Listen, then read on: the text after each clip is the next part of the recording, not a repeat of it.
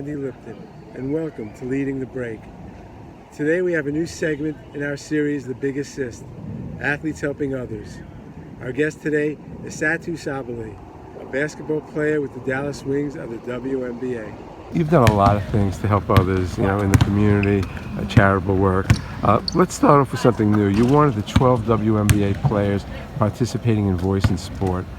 What's that about, and what have you done, if anything, so far yet with respect to that? Voice in Sport is just a great organization that really tries to keep young girls and young women in sports, particularly, targeting young girls after 13. We tend to drop out of sports, and we just want to keep them inside and provide mentorship to young female athletes that kind of never really had the guidance and now have a resource to go to. And it goes from really psychological help, like mental health training, resources like mentorship to talk about,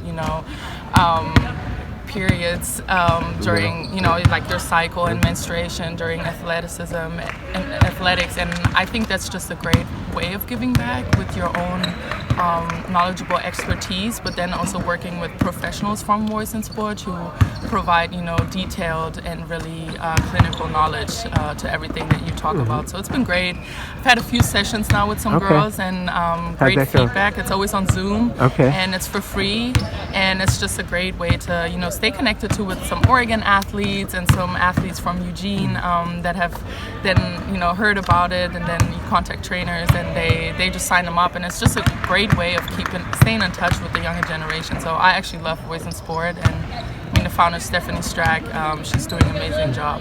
So do you set up the program, not the whole program, but the events yourself? Do you kind of set it up? Yeah, so they help you with session topics if you don't have your own session topics available. But I'm also always been an advocate for advocacy through sports, so that was actually my first session, and just kind of explaining to the girls, hey, you can really do whatever you want in combination with sports. And I've always been very active in leadership and civil justice cases. So I don't know, when I was at Oregon, I kind of told them my expertise now looking back, of my experience of organizing a Black History Month game or working at SAC, and just kind of showing them that you can be more than an athlete, and it doesn't limit you, from being who you may want to be after your sports career. So just kind of paying attention to doing more things than just keeping your athlete identity. I think that's important, building another side of you. So that was my first session, actually, and I really worked through that because I went through that myself. Then we went to energy deficiency sessions, and I had help from a clinical dietitian who then provided information on diet and nutrition and sleep deficiency and how that impacts your performance on the court. But me as an athlete, I can talk about that with my own experience. So then you fusion it together, and it's just a great way of really providing a whole session, like a 1 hour session or 45-minute session for young girls for free from top athletes. So do you set up the session? Do you promote the session? Who do you reach out to when you set up the session? So I have an online platform, Voice in Sport. I have a mentorship platform where I can basically just type in my description of the session, what are we going to cover today. Then they work through it, put a PowerPoint slide presentation together, and then I'm the one promoting it basically on my platform, and Voice in Sport too, but I feel like I'm just kind of pushing it out more on my personal platform because people have a connection to me, and when they see, hey, I have a session, I have my own free account, I can just sign up and listen to Satou speak and really engage in conversation too. My sessions are very engaging with the girls, and I actually love that because then you see, you were in my session before, so it's kind of cool. Beautiful. You build a relationship, and they're able to reach you also individually through individual sessions. Oh, beautiful. Now you also mentorship, you have a mentorship program with Momentum Cafe in Cafe Dallas. Momentum. Talk about that. I know you've raised money for them, you've given out sneakers for them, but you also mentor the people who have the internships with the cafe. So talk about what that's all about. Well, so my program with Cafe Momentum is honestly amazing. Now we get to bring, it was a group of guys this summer, but we brought them out for the first time to a WNBA game, and giving them the ability to look behind the curtain of a WNBA game and show them the basketball operational side. And they get to sit on the sideline for warm-ups. They see how everything is going on. They're in the back of the tunnel and really get to see a WNBA experience from the inside. And I just love that because it gives you perspective and hope. Like, hey, you don't have to be an athlete. You can be even connected to sports because everyone loves sports. They're young kids. They love sports, and you can be engaged in so many other ways. You can be a manager. You can start as a ball kid or as a water kid and then work yourself up to a video coordinator, or who knows, like a coach. And I just want them to be close to that, to be close to, success and strong women who are in leadership positions, and that's just great. So I'm super happy about that. Then I go to the cafe, and a lot of times it's really just about chatting and giving an ear out to young kids. They want to be heard, and they want to tell their stories, and they just want to be normalized because these kids have, they have a stamp on them, and it shouldn't be at that age to have such a hard weight on your shoulder with such a history. So just kind of reintegrating them to society and showing them, hey, this is a different world. This is a business that you can enter, and bringing it close to them, I think, is great mentorship. So there's a number of things I also want to talk to you about, but let me digress a little bit. Obviously, you have a passion. How did that develop? Was that as a kid? Was there a seminal moment where you said, hey, I want to start doing this? Was that your upbringing? Yeah. How did this happen for you?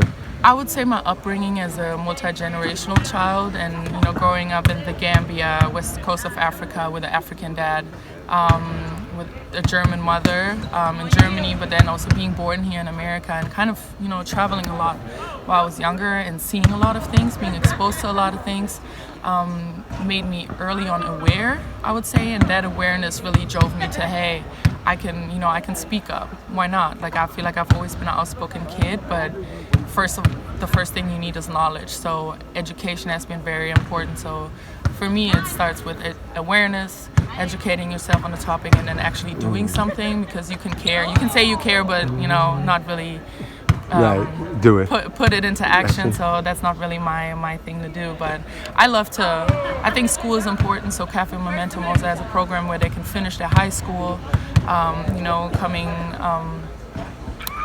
out of juvenile detention. So that's an amazing chance for them to kind of restart their life, and I just love that so much, because school has really been a way for me to reach a different socioeconomic status, and going to college has always been, I'm a first generation student, so I know how hard it is to be in spaces that usually don't welcome you, and I want to help programs that kind of make it easier for other people to access things that they deserve, because everyone should be provided the same access. Beautiful, really. Thank you. What's your first memory of doing something communally? That's a great question.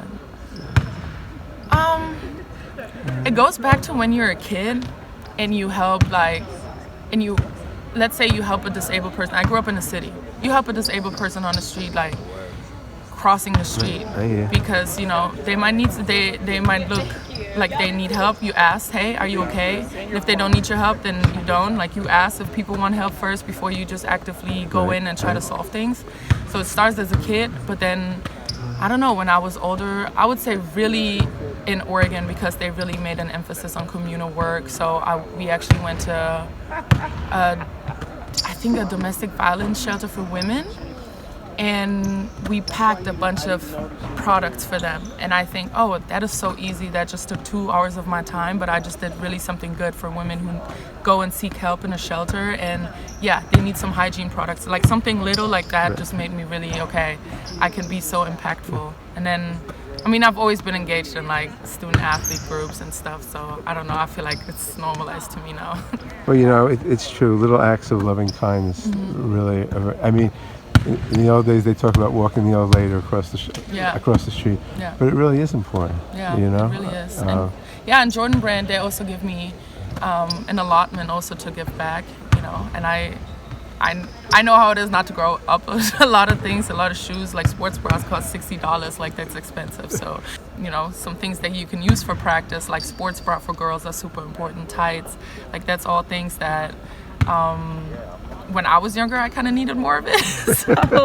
so yeah, just, I don't know. It goes from little things to big things, like major donations. You know, Jordan Brand also donated 100K to Cafe Momentum. So that was obviously a dream come true. And then I try to use my resources as an athlete now to tie in brands with giving back into the communities, and that's just a great way of, you know, interacting in the leveraging your resources. Leveraging my resources. Yeah. Now you're also involved in a financial literacy program at Woodrow Wilson High School. So talk about that. What's that about? Yeah, that was fun. That was honestly fun. I was in front of a bunch of students, and we just talked like financial literacy. Like, what does that actually mean? You know, I grew up thinking, you know, credit cards are bad, and you know, it's just I think transparency and actually talking about finances is a good thing. Making sure, hey, save your money. Don't, you know, when you have your first little check and income, don't just spend it all. It also starts from the little things, and I don't think it was time to, you know, talk about investments or anything with that particular group, but it's just a great way of talking about how my experience was, you know, opening my first bank account. What does that really mean? Now you actually having a responsibility, you know, to keep your checks under control, being aware what you spend, how you spend it on. It's just, I don't know, now I feel like I'm at a spot where I'm an adult and I've had experience that I can just give back, because I just went through the wave of so many questions, and I try to answer the questions that I had in these speeches. How did that come about? Like, how did you even get involved in the high school? That went through my management, okay. And it was actually to the bank, okay. That they were interested in it, and yeah, I was like, yeah, sign me up for it. I'll do it. I'll talk to them, and I think, yeah, the feedback was great. They were super excited, and I feel like that was also something new for me. So I'm getting more into the public speaking aspect, but I like it. And you're also involved in the Wings Community Reading Program. Talk about that. Yeah, what's you know, that about? that actually fell through a little bit. I was also overseas in that point, but we read the accommodation, and I mean, I was prepared, but it was just an amazing book around race and politics in the city of Dallas. Okay. And that was a great book, so whoever wants to read it should definitely read it. And if we want to pick up that book club again, I'm down, but that didn't really fall through. And then you did a STEM takeover event with the Ross Perot Museum. What was that about?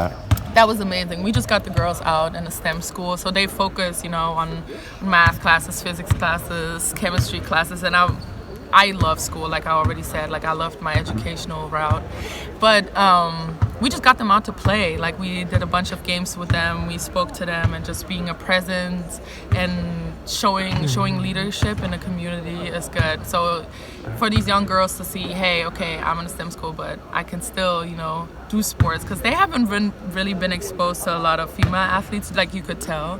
And it was cute to see, hey, oh my God, like, yeah, I'll show you how to dribble, you know, and the interest in that and the interest in sports. It's just always amazing to see in young girls. Anything on the horizon in terms of any projects coming up with respect to this stuff? Well, pertaining to Cafe Momentum, yes, we actually have a dish. We're going to have more Momentum MVPs coming to the games. And what's a dish? So the dish at the Cafe Momentum, so it's actually a restaurant. Okay. Where the young kids, they serve you, they cook the food, they actually work there, and it's like a 4 or 5 star experience. I don't know how many star experience it is, but it is very gourmet kitchen and amazing stuff. So we actually have the plantain gnocchi with some oxtail, and it's the best. So whenever you're in Dallas, you're out for a treat. And at Cafe so you can have an Momentum. event soon? Yeah, so I'm gonna have a dish, and basically all proceeds always go to Cafe Momentum, but it's basically like encouraging people, hey, go get the Satou dish at Cafe Momentum, and just keeping that relationship going. But as of now, I'm keeping the further plans a little low. Gotta have it all out first. I hear you. Anything else? Any memories from Oregon you want to share? Having the first Black History Month game at Oregon was an amazing thing that I did and planned back then with SAC. And what's SAC? SAC is the Student Athlete Advisory Committee. Okay. I was a leader of Women of Oregon and O Heroes for 1 year each, and that was just also a great experience for me to build on leadership skills, build on, unionizing our student athletes together, being president at Pac-12. Well, yeah, not anymore. Being president at Pac-12 meetings and just being a voice for student athletes, that was great for me. Great. Well, thanks so much for doing this. Yeah, thank you. It's you're very inspiring to a lot of people, I'm sure. Thank you.